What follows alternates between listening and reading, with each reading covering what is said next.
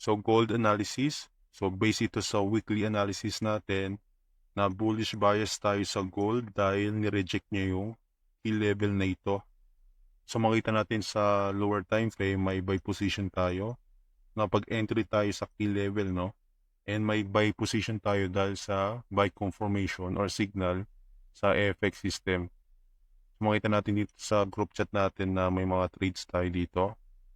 So may mga analysis tayo in trade, no? Gold buy trade. So may mga scalp trade tayo dito. Makita natin yung trade natin dito. Sa lower time frame entry to may buy signal sa 5-minute time frame. And nag-secured partial tayo dito.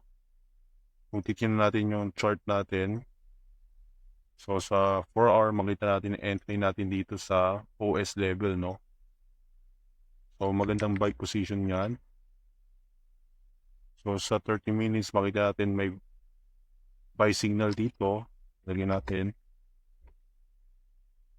Pwede na tayo mag-secure profit dito sa taas. So may sell signal na siya na possible na mag-retrace. So since bullish tayo sa gold, possible na mag-extend pa higher yan. So pwede tayo mag-secure profit dito or dito sa taas. So ayun yung trade natin sa gold market, no, gamit yung FX system, buy and sell confirmation or signal.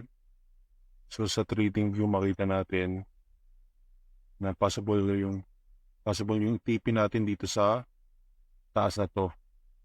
So pwede tayo mag-secure profit dito.